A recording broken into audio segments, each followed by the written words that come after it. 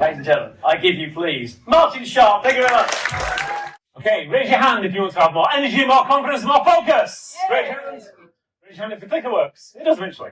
And raise your hand again if not only you want to have more energy, more confidence, more focus, but you would like to have a much more healthier, happier, and higher achieving lifestyle. Raise your hand and say aye. Aye.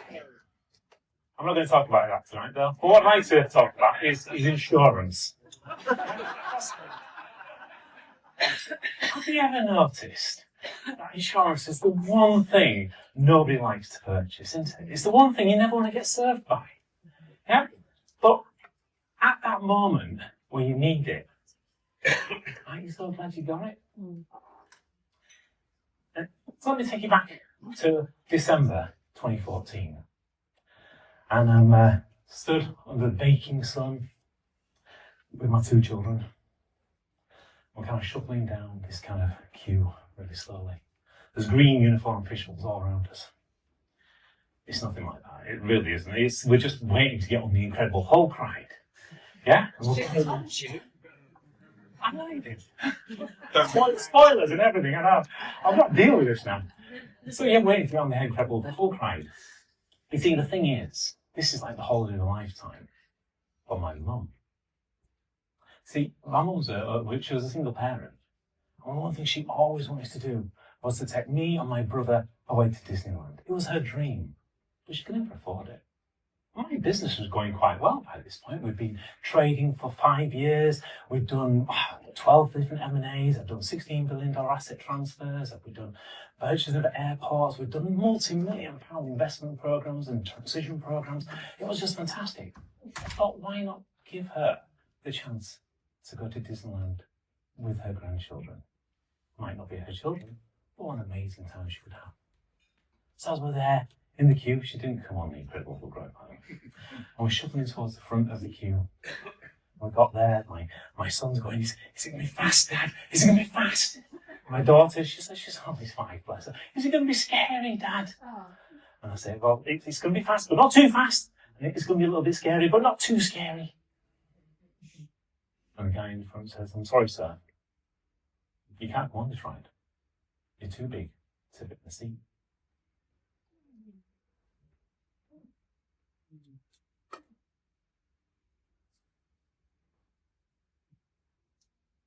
Don't know how you would react. I didn't know what to do. My kids have queued up for like 45 minutes to get on this ride. They're really excited. And now he's telling me I can't take them on. I feel quite embarrassed. Thankfully, a friend of mine came with us, Andy. Not this Andy, a different Andy. And he said, don't worry, I'll take the kids home. And I went and stood by the side with my mum and my wife, and kind of thought, could literally hear their laughter on the breeze. I want to tell you that's the only time that happened, but it wasn't. And in fact, it happened on many of the different rides.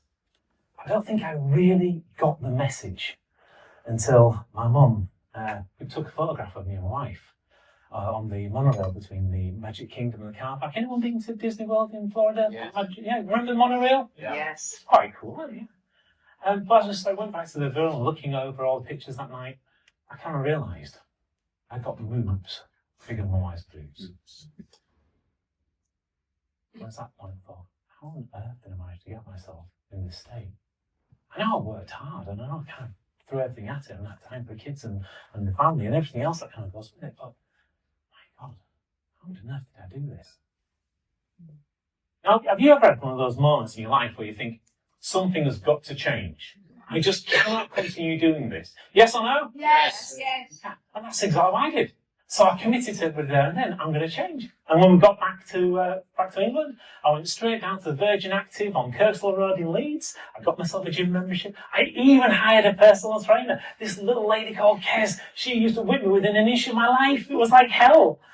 I also downloaded the diet plan off the internet, and I was tracking everything on MyFitnessPal, because, you know, they always say you've got to deal with your diets and your exercise, yes or no? Yes. And what's that thing, that mantra they always say, eat less, move more.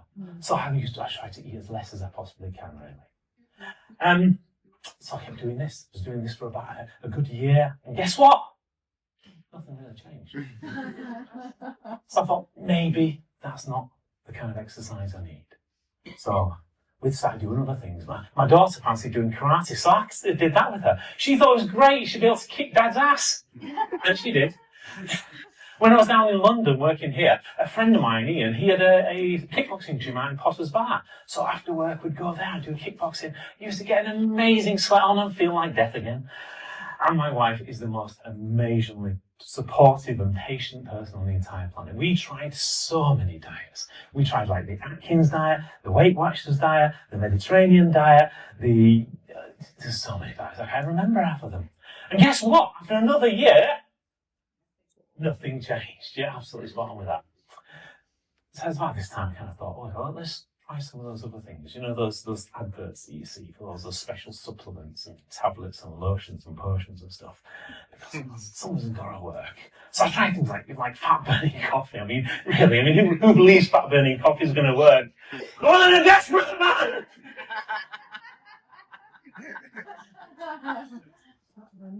And I kept doing this until it's like New Year's Eve, on 2018. I took my family away to Lanzarote, and Sarah and I, we climbed up to the top of Mount Roja, just on the south coast. We looked across over the bay, the wind was blowing, it's absolutely beautiful. I just said to Sarah, I can't do this anymore. The only pounds I'm losing is out of my wallet, it's not going to hurt my belly. I've lost literally about 10 kilos in 5 years. I feel like crap all the time, I've got no energy, I don't have as much time with you anymore, or the kids. I just feel awful.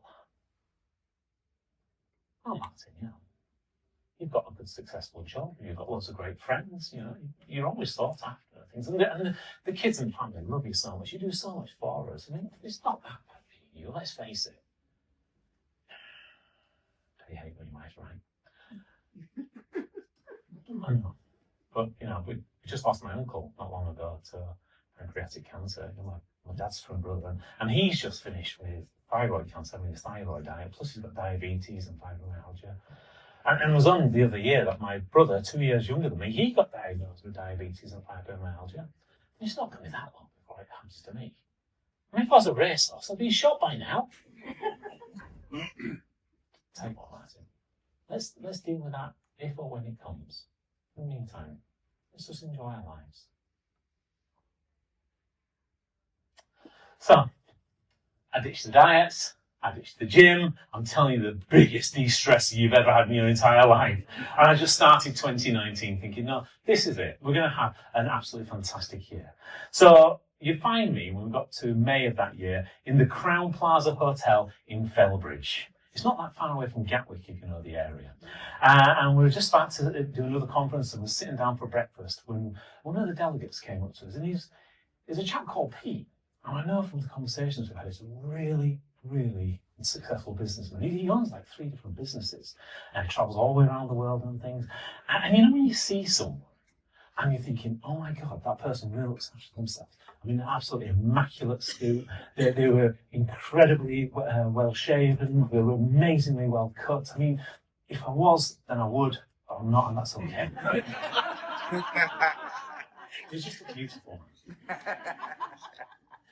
So Pete, how do you manage to keep yourself looking so amazing, and yet you're so busy? Well, Martin, I didn't always used to be like this. In fact, I used to be quite a large chap. I think he must have seen the look of disbelief on my face. Because the next thing he knows, he gets his phone out and he's showing me these pictures, right? And it's true. It's this quite a chunky chap, is this? I says, okay, well, how did you go from the photos you showed me here to how you are now, Pete? Well, none of the stuff in the gyms and stuff worked for me because I'm always working away. So I got myself an online coach. And by having an online coach, I mean, I could just work out where I was. I didn't get tied into having to go in the same place at the same time and doing things in the same way. And I thought, this is fantastic. I didn't even know whether we're going to be in the same city, county, or country each week, let alone go to the gym every single day. And guess what, Martin? I've actually brought my coach with me as my +1 to this event. Do you want me to introduce you to him? Yeah. Oh my God, talk about serendipity. So he introduces me to his coach. And his coach He's an ex-bodybuilder, and he's got this body like a Greek god, like an Adonis, you know. And I've got a body a bit like a Buddha. It's lovely, okay?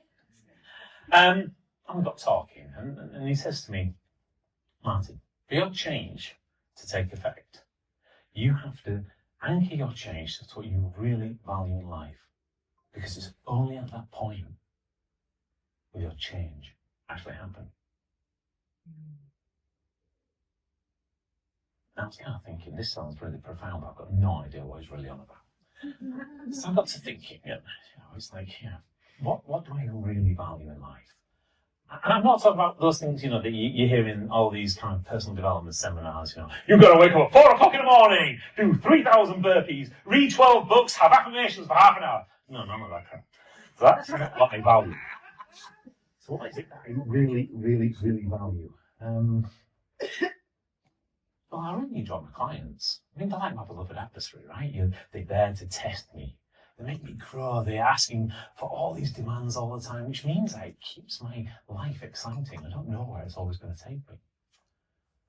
And I love spending time with my friends. We have some amazing zany adventures.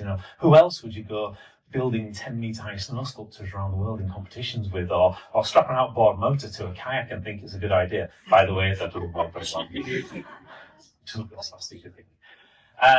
So definitely my friends. I love my friends.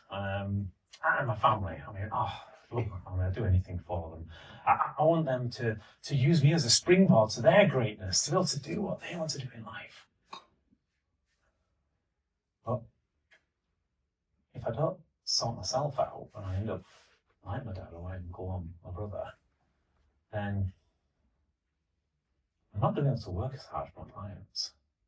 So they're not going to get the results. And I certainly can't go on as many zany adventures. I won't be able to do the miles for a start off. But my family, I mean, I'd just be a millstone around the neck. They wouldn't be bouncing off me. They'd just be tied to me, and I'd be stopping them from becoming the people that they should be. Maybe that's what I really value in life. Have you had that moment in your life where you've had that reflection, you suddenly realise, these are the things I value. These are the things that really matter to me. And that's why I put the effort in. So I did. And we set to work. I got a diet plan. I got a diet plan from the online trainer, which was absolutely fantastic, along with a fitness coaching plan. And I went to the gym nearly every single day to make sure I put the effort in the right way. I started to read more books, listen to more lectures, learn more about the human body and how it kind of worked. And you know what? In that first 3 months, I managed to lose a good 10 kilos. I mean, I'd only lost 10 kilos in about 5 years. I mean, this was ridiculous, being able to do it in such a short period of time. And it was about that time we had a PSA meetings, and Andy gets me on stage and he goes, so Martin, I hear you're looking to lose some weight. Good on you. Well done. And I hear you're using a professional coach to help you do that. So, how much is it you're going to lose? Okay. I just hate when people ask those really good questions. So I did a little bit of math, and I kind of thought, actually, I really enjoyed it when I used to be doing canoe slalom and surfing, I was about 88 kilos at the time.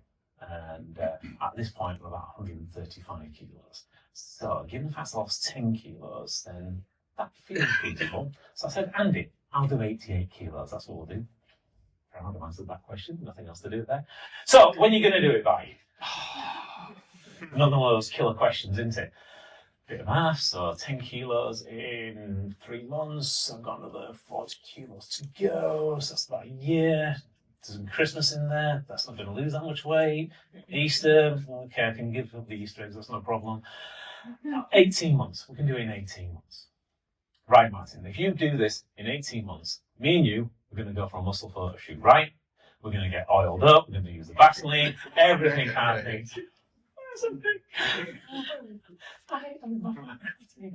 Oh my God, talk about pushing the buttons, right? but, continue to go at it. So for the next 3 months, I had even more motivation. I was learning even more. I was traveling all over the world. Literally, I think I was home for about 3 weeks out of the following 3 months. And I was working out of gyms in Dubai, like beautiful luxury gyms. I was working out of gyms in Prague. It was a rooftop gym in Prague. There was a basement gym in Bucharest. A basement gym in Bucharest was an interesting experience. At least it was anywhere I was, and I was keeping my diet. And guess what? I lost another 7 kilos, which meant that most of my clothes started to not fit. I started to look like I was playing dress up in my dad's clothes when I was like aged 5. I mean, I had to buy a new wardrobe. I'm a bit like what Lizette says. Anybody like shopping? Tell me one thing, there's nothing beats that for an excuse to go shopping. Who would like to go shopping and to buy new clothes because I don't fit anymore? Give us a yes! Yes! Fantastic. And I continued at it, because we needed to keep going. But anyone remember what happened during 2020? This kind of thing that wine. Wine. On a Monday. Wine and banana bread. Well, I ditched the wine and the banana bread. But yeah, we could. It kind of happened. So the thing was, I knew that I still needed to keep going. There was nothing going to stop me now. I'd lost so much, come so far, and I was determined that we were going to get on that photo shoot. So we put the old frame tent from the family in the front garden with a mini gym outside, and I just used all the techniques that I used when I was working away in hotels, etc., when they didn't have gyms. And guess what? By the time we got to 18 months down the line, I'd moved from 154 kilos down to 94 kilos. Oh yeah, you know it's coming. For those guys that are working in Albany, that's £340 down to 207. Yeah. And that goes from a 54-inch waist down to a 32-inch waist.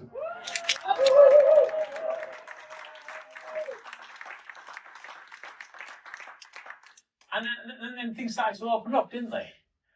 We started to be able to go back and do things like we normally would do. So I went back to canoe coaching, which is what I've done for about 30 odd years.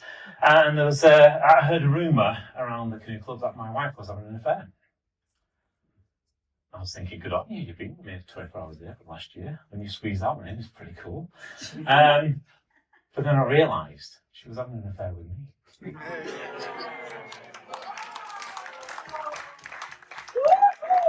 People no longer recognised who I was. People I hadn't seen in about a year came back looking completely different. But it wasn't the looks that kind of made the difference. It's the way that I feel. I've got so much more energy, so much more confidence, so much more freedom. I can, bench press my own weight again. And not too sure when that's going to be useful in a board meeting, but I'm always willing to try and find out. And I just love the extra amount of energy. I just feel so much more youthful and invigorated than I ever have done before. And what happened from there is some friends kind of started to ask me, well, how did you manage to do this? Oh no, this is a different slide. Never mind, these things happen. There you go, that's the younger invigorated me. And I even did handstands again. Yeah. I'm not saying that one. Last time you tried to get to do one, and it didn't work. So what about today? Yeah, I'm not going to try today either. But I wanted to make sure, find out where it was. So Dr. Alka is one of our other race coaches. She's an amazing lady. She looks at how you can actually hack your health. So we did a whole load of tests on me after I'd gone through this massive transformation. And she rings me up and she goes, Martin, I had to go get a consult when I was looking at your results. And I had to check, I got the labs to check them twice. Because never have I seen anybody with this number of greens on their list. My biological age is 18 years younger than my chronological age, which means I'm really 30, by the way, just so you know. Not only that, but other people started to ask me the question, how did you manage to do this? What is it that made the difference? People that are part of the academy and people that aren't. And I started to help them through things. And in fact, it's the lady up in the top left-hand corner, Gemma, when she went through her transformation, she just said to me, Martin, you've got to share this with more people. You can't keep this to yourself. People need to know what you can learn about. And that's where I started to then start to share the message of what I've gone through and how I make it work. And not only that, that kind of message spread out across all sorts of publications as well. So I've been asked to be on television, I've been on radio, I've been regularly for GQ all the time, I've written for Sports Illustrated, all around, how you can actually change yourself, change your life and take that kind of control back. And now I love absolutely nothing more than helping, busy, overweight, overwhelmed, overworked professionals, entrepreneurs, consultants become even more happier, healthier, and higher achieving, utilizing the business body blueprint. And the thing is, I don't just, tell people what to do. I walk my own talk as well. So I constantly raise money for charity, doing things like for the RNLI. We've walked in tons for them, doing the Yorkshire Three Peaks. We've done the Cleveland Way, 120 miles. I've done lots of work. This is a funny one, actually. So last January 2024, my wife wakes up and she says, I want to run a 10K. Now, what you guys don't realise is she said the same thing for about the last 10 years. So I said, go ahead, just do it. I says, I'll be there for you, encourage you, go for it. Oh, I don't know, she says. I says, well, just do it. So she's looking again, she goes, oh, York 10K is on my birthday this year. I says, it's divine inspiration, just do it. Oh, I don't know. I says, tell you what, I'll run with you. Yeah, we'll do a bit of training. It's like having an 8-month birthday present. How's that? So we both quickly rush to signing and find out if we can do it. We get entered and we're allowed to go do it. Like, this is fantastic. Then I remember I'm not a runner. In fact, I hate running. The last time I really ran was when I was in secondary school, and I don't know about you guys, but did you guys have that thing in secondary school where running was given as a punishment for the not sporty kids? Yeah, don't worry about that. That's unfair. And also, I'm an asthmatic, and I have been hospitalised several times for not being able to breathe. And I'll tell you one thing: not breathing puts a crimp on your day. So I wasn't really looking forward to doing a 10K, but I committed to my wife that I'm going to do this. This is important to me, it's important to her. So when we came back from snow sculpting in Japan at the end of February, I went and started running. I did my first 1K, which was hell. I walked it. I don't know if anyone else has done something like this. I'm pretty sure my running pace was slower than my walking pace. Well, it was the start. Then my accountant says, Johnny says, you should go do parkrun, mate. You'll really enjoy it. You just have to do 5K. Lots of lovely people. It's a great supportive environment. So I went to do my first parkrun, obviously. So I went to do my first parkrun. It took me over 45 minutes to get from the course from walking in. I'm not joking. It took me 35 minutes to be able to start the car afterwards and drive home. And then the rest of the afternoon was just a write-off. But persevered, 3 months. And I persevered because of, people like this guy here. This is Gabe. So this is the kind of people you revolve with around the academy and stuff, because they're really supportive. And you've got so many people who've got so much knowledge. Now, what you might not know about Gabe is they've all been an amazing Texan and an absolutely fabulous ACE mentor, and does a hell of a lot in raising money and helping socially disadvantaged people. That's part of what he does with his UBS. He's also a runner, an ultramarathon runner, and he's done over 90 marathons so far in his life, over 100 miles, many of them as well. So I didn't know many other runners. So I rang Gabe. I says, Gabe, what do I do about this? So he gave me a few tips and a few points, and it was just been really supportive all the way through it. Also, as part of the academy, you get mentors like me and the rest of the AS team were absolutely fantastic. And I've been blessed with having so many amazing mentees over the years. And includes, no, that's my wife. No, she's an amazing mentor for a completely different reason. But it was this chap in the middle here. So this is Mike Dales. He's one of my mentees. He's based out of Scotland, but he's actually another Yorkshireman. And he helps, his whole mission is about getting people moving, starting, for example, with a small goal and making things bigger. So, he decided to come to parkruns with us. They've done a fair few now together and have been really supportive in keeping me going on this journey. So after about 3 months, I started to actually enjoy the running. And I was finding I was breaking my PBs all the time. It's great. Anybody else like to break a personal best? Yes or no? But it doesn't matter what it is. Personal best is health, personal best in business, personal best in happiness. Who would like personal best in health? Who would like personal best in wealth? Who would like personal best in happiness? Give me an eye. It's more like it. So yeah, excited to help me be able to do this. And the reason why I got the picture of me and Sarah up there is because we did do the 10K. I did it in under an hour, which was absolutely fantastic. Sarah did it in an hour and 15 minutes. And we loved the experience of doing it. In fact, we loved it so much we did a 10 miler in October afterwards. But around about this time, and what you might not know about Chris, where's Chris gone? He's hiding somewhere. So Chris actually did the London Marathon. And he did actually have a heart attack. That was a real thing. I think he told me about that yesterday. Not as a result of doing No, not a result of doing that. No, that was because he was paying his credit card bill, apparently.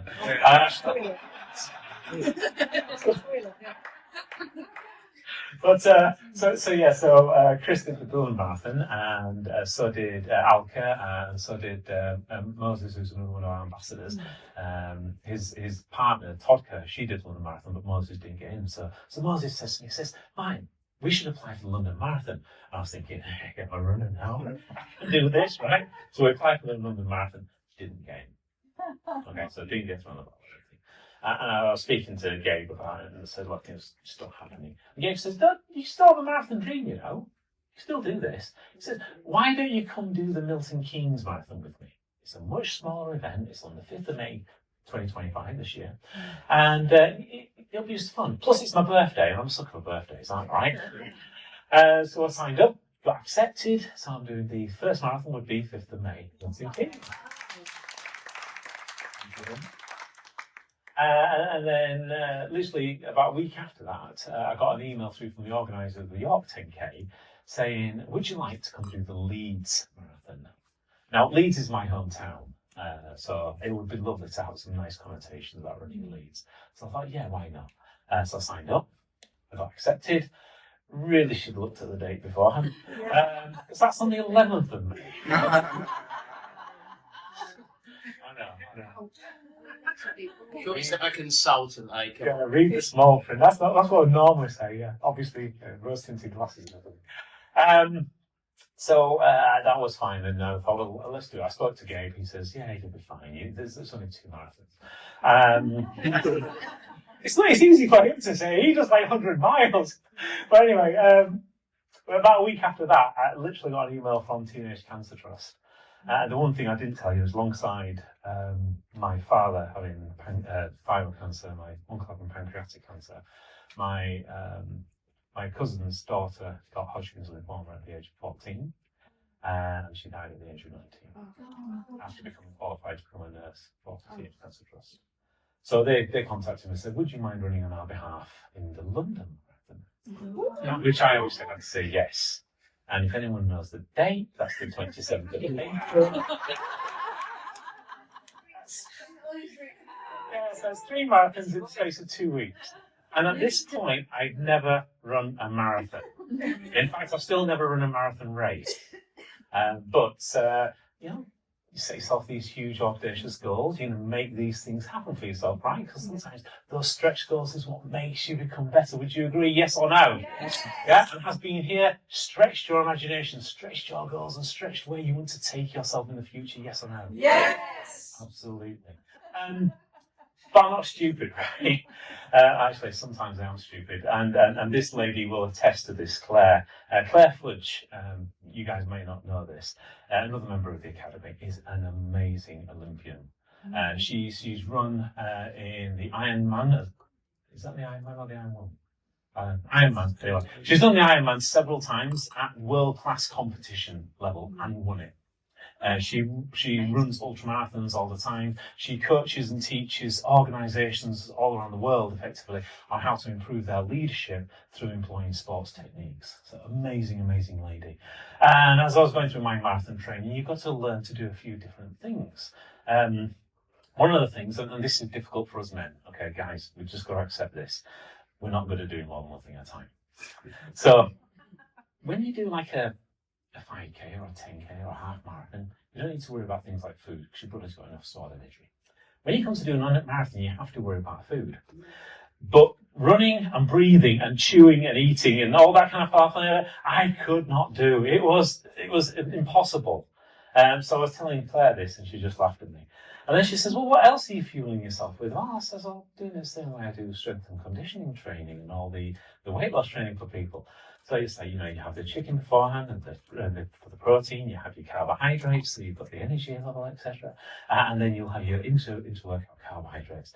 And she just burst out laughing. She says, "This is not going to work for you." I says, "I know, it gives me stomach cramps when I'm running. It's just not working at all." And she's been absolutely instrumental in putting me on the right path with regards to understanding the difference in nutrition between, sports and conditioning training and endurance training. So, these are the kind of people you get to work with all the time on a regular basis, which is lovely. So any questions always there. So I would like to leave you this kind of thought though, because I started talking about insurance, right? And how it's the one thing you never want to purchase.